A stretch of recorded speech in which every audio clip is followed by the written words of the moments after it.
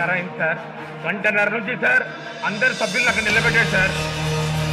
సభా సాంప్రదాయాలకు విరుద్ధంగా స్పీకర్ పోడియం దగ్గరికి ఎక్కకూడదని తెలిసినా కూడా ఇంతమంది సభ్యులున్నా కూడా సార్ 28 మంది దళిత శాసనసభ్యుల్లో ఏకైక దళిత శాసనసభ్యులు తెలుగుదేశం పార్టీ పక్కన ఉన్న మన బాల వీరాంజనేయ స్వామిని పదే పదే సాంప్రదాయాలకు విరుద్ధంగా ఇది తప్పని తెలిసినా కూడా ఆయన పైకి తీసుకోవడంలో అర్థమైంది సార్. వీళ్ళ ఆలోచన విధానం ఏంటో నాకు అర్థం అవ్వట్లేదు సార్.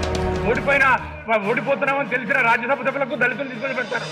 ఈ రోజు తప్పని తెలిసినా కూడా అంతమంది శాసనసభ్యులు ఉన్నా కూడా దళిత శాసనసభ్యులు తీసుకొని మీ మీద పెట్టారు సార్. ఇది కరెక్టా సార్?